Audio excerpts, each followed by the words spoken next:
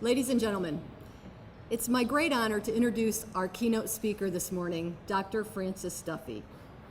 Dr. Francis Duffy is recognized today as a distinguished educator, author, leader, and innovator. 40 years ago, he was recognized around the Mansfield campus as Frank Duffy, the student who rappelled from the top floor window at Old South Hall.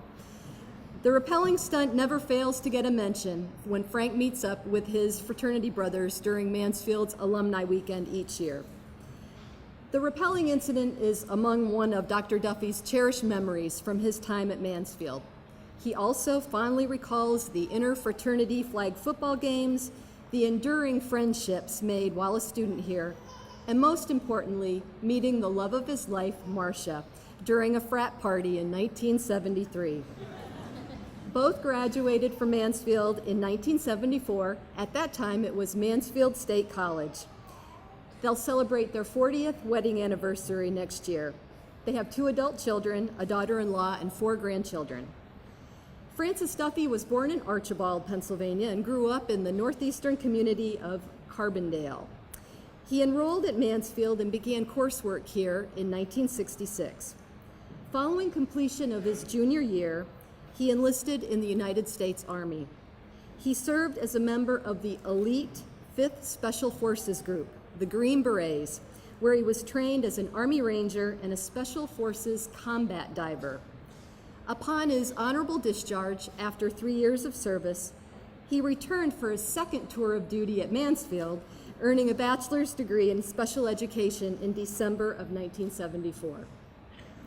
Dr. Duffy's education at Mansfield propelled him into additional academic accomplishments and a very distinguished career. A lifelong educator, today he's a professor of public administration at Gallaudet University in Washington, D.C. He also coordinates the university's Master of Public Administration program. He's been with Gallaudet for 32 years and specializes in leadership for change in organizations, especially in school systems. He's the author of 9 books, many articles, and numerous chapters on how to transform organizations. A recipient of the Mansfield University Alumni Citation in 2000, Dr. Duffy serves on the boards of directors for the Mansfield University Foundation and the Association for Educational Communications and Technologies Division for Systemic Change. Please join me in extending a warm welcome for our distinguished alumni, Dr. Francis Duffy.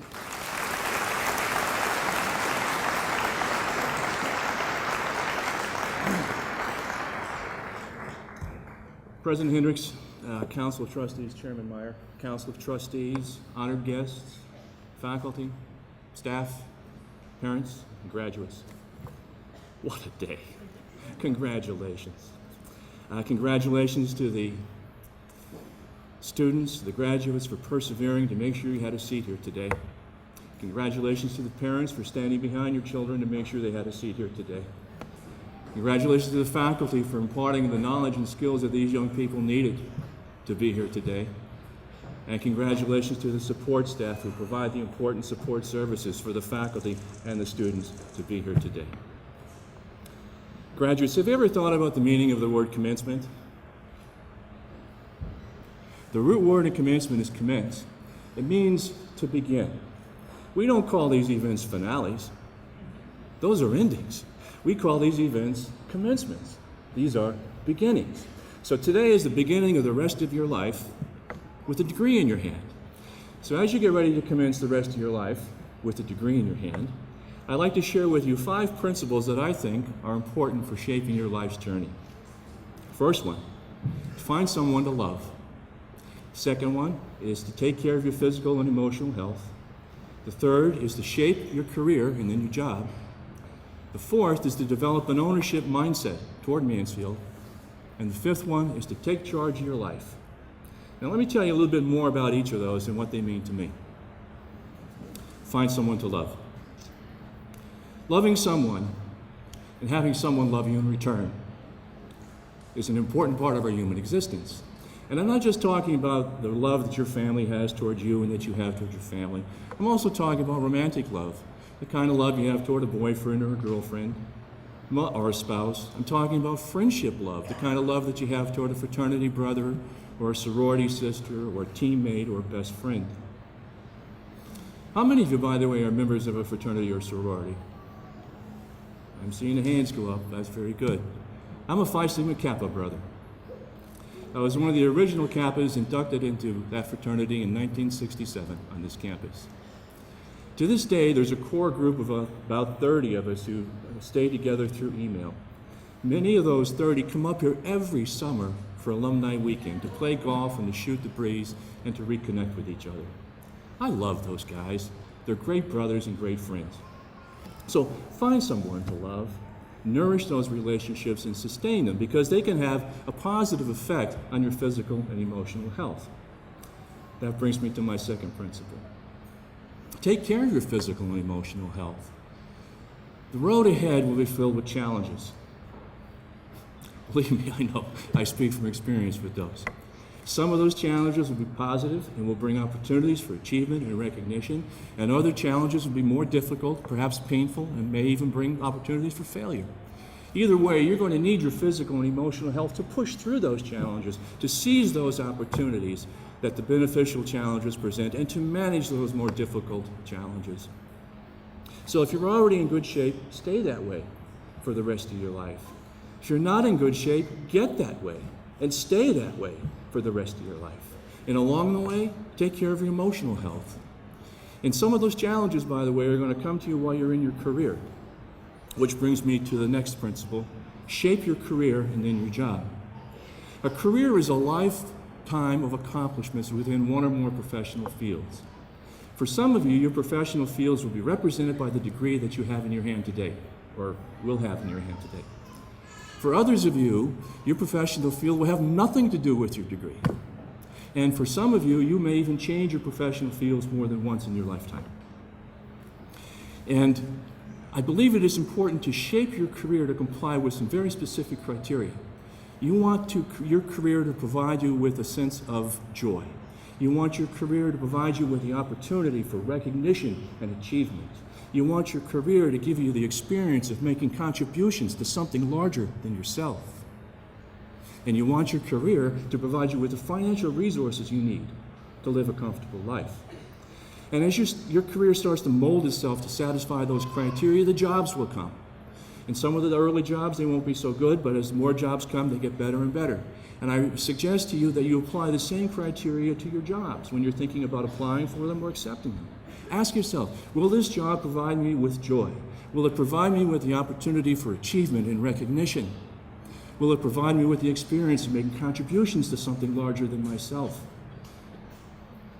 And will it provide me with the financial resources I need to live a comfortable lifestyle? And you'll begin to see, as you're moving through your career, that so much of who you are becoming can be traced back to this campus and your time here. Which brings me to the next principle. Develop an ownership mindset toward Mansfield. When you own something, you take care of it, you protect it, you keep it close to you.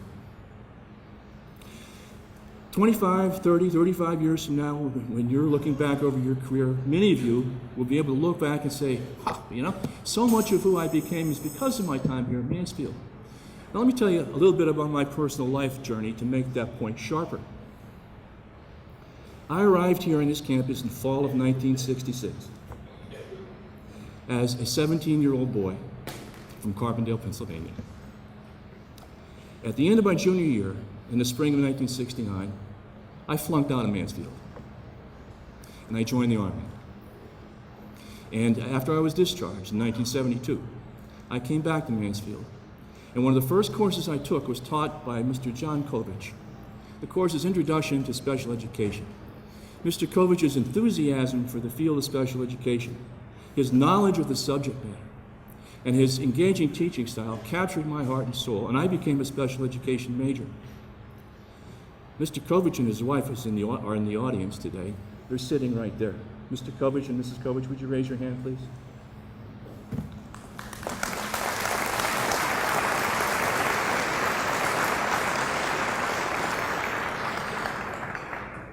Thank you, Mr. Kovich, for inspiring me. Thank you so very much.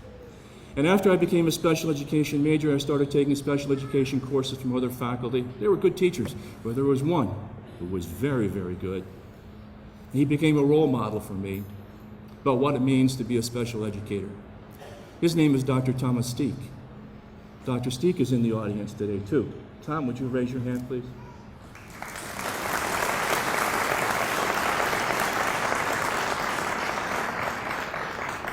Thank you, Tom, so very much for teaching me what I needed to know. And when I came back that second time around, I also met my future wife. She's a home economics major. Her name is Marcia. Marcia's in the audience today, too. She's right there. Marcia?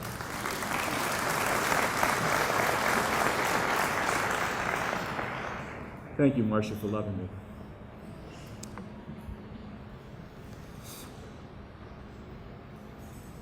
I just can't explain how important Mansfield will be for you. And like I said, I started here in '66. I left for the Army. I came back in '72.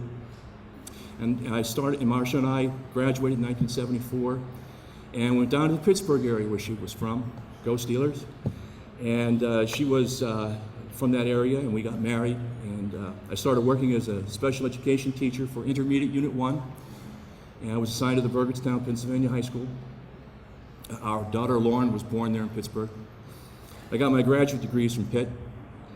After I got my PhD in 1979, I got my first faculty job in higher education at Lesley College in Cambridge, Massachusetts, as an assistant professor of special education.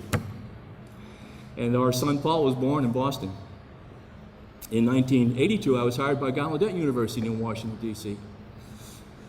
as an assistant professor of, you're half right, special education administration. How many of you, by the way, have heard of Gallaudet University? There's a hand. Gallaudet University is the world's only liberal arts university for deaf and hard of hearing people. When I'm teaching, I'm signing. When I participate in meetings, I'm signing. It's a really fascinating place to work. I've been there for 32 years now. Marcia and I have been together for 40 years, married for 39. We dated for 2 years before we got married. And it's been 40 years since we graduated. And you know what? When we look back over our life's journey, do you know what we see? We see that so much of who we have become is anchored to this campus, to its hills, to its buildings, to its classrooms, but most of all to its relationships. We have 2 adult children. We have a truly remarkable daughter-in-law, intelligent, beautiful, 4 grandchildren. We both have careers that give us joy, that give us the opportunity for achievement and recognition, that provide us with the opportunity to make contributions to something bigger than ourselves, and that provide us with the financial resources we need to live a comfortable life. We have friends that we made 40 years ago that we're still friends with. And you know what? If it wasn't for Mansfield, we wouldn't have any of that. None of it. So own Mansfield. Take care of her, nourish her, be generous to her, protect her, so that future generations of young men and women, maybe your children, can benefit from her embrace. And the final principle is to take charge of your life.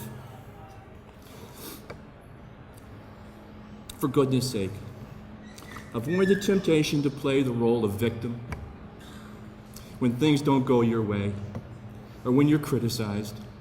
It's unbecoming, it's ineffective, and oftentimes it can have a negative effect on your physical and emotional health.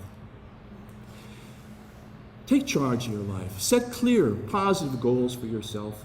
If you set goals that are fuzzy or no goals at all, you won't achieve very much in your lifetime. If you set goals that are too difficult to achieve, you'll be frustrated by your inability to achieve them, and that can have a negative effect on your emotional health.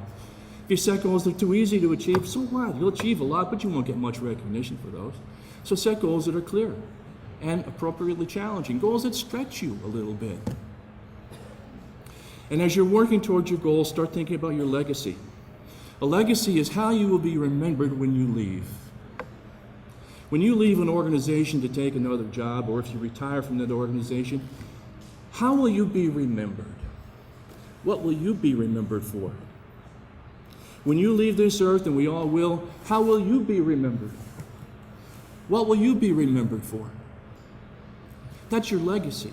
You want to be remembered as a person who was a good friend, as a caring person, as a loving and supportive spouse and parent. You want to be remembered as an organizational member who added value to your organizations instead of tearing them down with your unending criticism every second of the day. And others can build on your legacy. Let me tell you a quick story to make that point. Olive Schreiner was a peace and anti-apartheid activist from South Africa. She wrote a book called The Story of a South African Farm. And in that book there was a character, a main character. He was the hunter. And he was on a quest for the white bird of truth. And as part of that quest, he starts to build a stone staircase into the heavens so he could climb and look around for that bird. And there's a point in the story where he's old and he's tired and he can't go on. And he says these words, "Now, my strength is gone. Where I lie down worn out, others will stand young, fresh. By the steps that I have cut, they will mount. By the stair that I have built, they will climb. They will never know the name of the man who made them. At the clumsy work, they'll laugh. When the stones roll, they'll curse me.